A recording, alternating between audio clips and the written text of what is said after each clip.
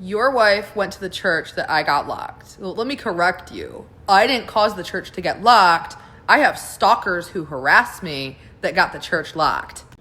I'm an influencer with an extreme case of cyberbullying. People on the internet stalk me. If I go anywhere in public, they harass the public businesses I go to. And unfortunately, they harassed the church that I was going to, which is next door to my house. I have viewers on my live streams who are recovering from surgery, who are on hospice, who can't go out in public. It was very meaningful to my viewers that we would host prayer live streams late at night, 10 or 11 p.m. I would walk next door. This only happened 3 or 4 times. And I would host a prayer live stream in the public adoration hall where I was alone in a private setting hosting prayers with my live stream viewers. Unfortunately, there are so many people who cyberbully me. They watch me. No matter how many times I block them, they create new accounts. When they saw how meaningful this church was to me, they started calling the church and harassing the church. This is St. Mary's of the Mount, Grandview Avenue, Pittsburgh, Pennsylvania. I moved to Pittsburgh November of 2024 from Buffalo, New York.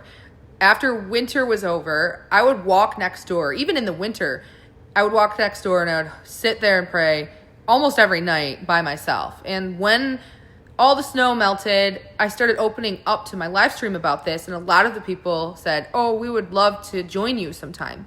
I only hosted 3 prayer live streams. No one else was in the chapel. This was at 10 p.m. around that time at night. All of these cyber stalkers figured out what church I was going to. They called the church and harassed the church. They said things like, "There's a woman who's homeless and she's taking occupancy in your 24-hour chapel. You better lock the doors." Another person said, "There's a drunk live streamer vandalizing your church on TikTok.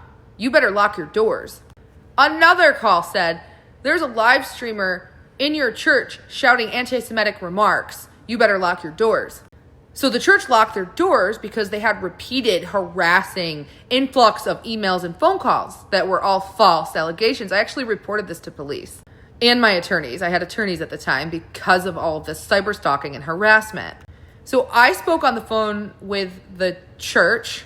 I called the rectory, and the rectory felt really bad. They were really sorry that people were making up lies and causing this. They said that their security team, looking over their surveillance footage, who received the phone calls and emails, would pass over those copies to my attorneys or detective if it's necessary. And the church never did. The church never did that. St. Mary's of the Mount never did that.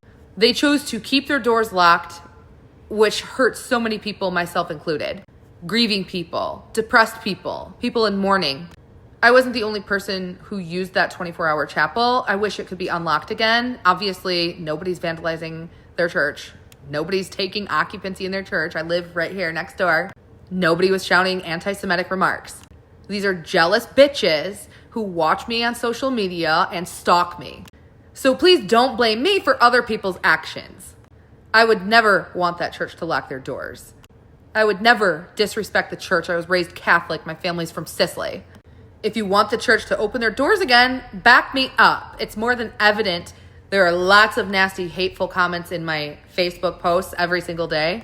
It's more than evident that the same people who called the church are now on my neighborhood Facebook group leaving nasty comments. It's not my fault that people are jealous of me and they hate me and they want to try to ruin my life. I've been doing social media since June of 2022. I've been doing social media now for over 3 years. This is what pays my bills. If you don't like it, block me. I've been live streaming for over 3 years. I've been battling, which you can Google it. I've been battling since 2024. I'm no longer on TikTok. I'm now on other apps such as YouTube. Favorited app is a new streaming app, Facebook, Instagram.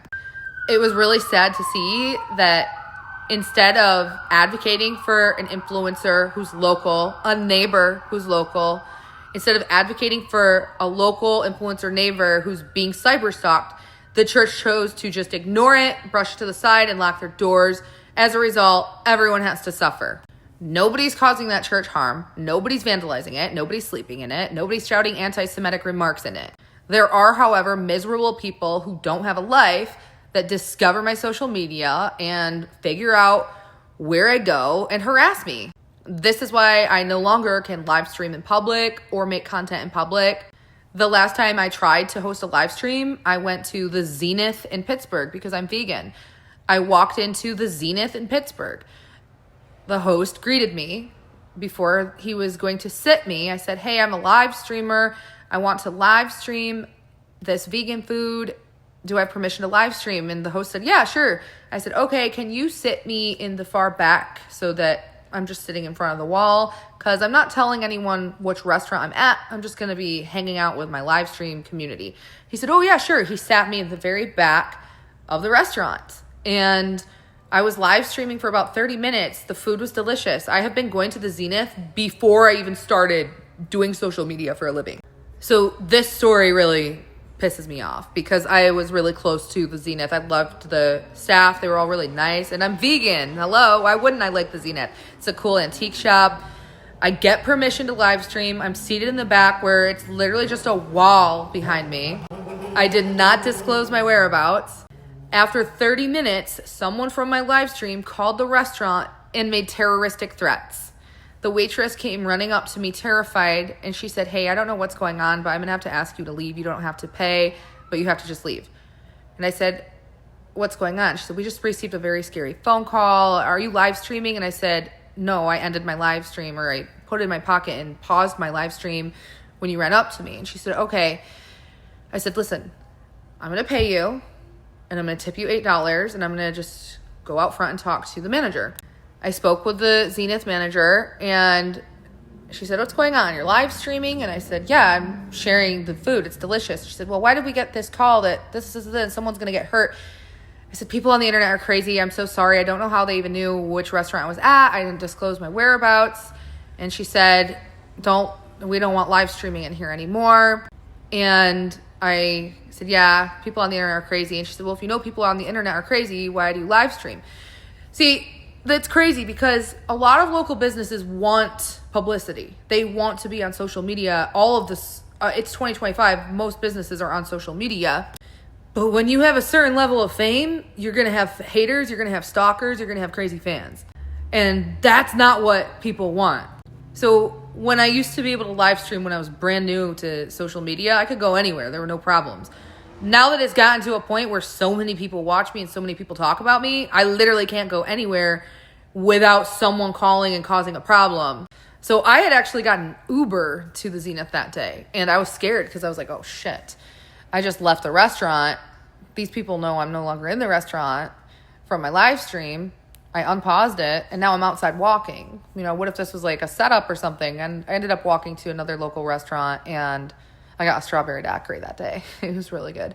I got 2. And with all that being said, I don't appreciate you blaming me for the church making the choice to keep their doors locked because I did nothing wrong. I was respectful of the church, and it's really sad because the people on hospice watching my live stream, the people who are recovering from surgery who are watching my live stream, enjoyed the prayer live stream. And now, because people on the internet are crazy, cyberstalk me and suck because out of pure spite and envy, driving them to act crazy. It's like if you had like a boyfriend or a girlfriend stalking you in real life, they would get arrested. But for some reason, when you're an influencer and live streamer on social media, people don't get arrested. It's just, I don't appreciate comments like this, believing rumors when the truth lies right here. I'll tell you the truth. Bye.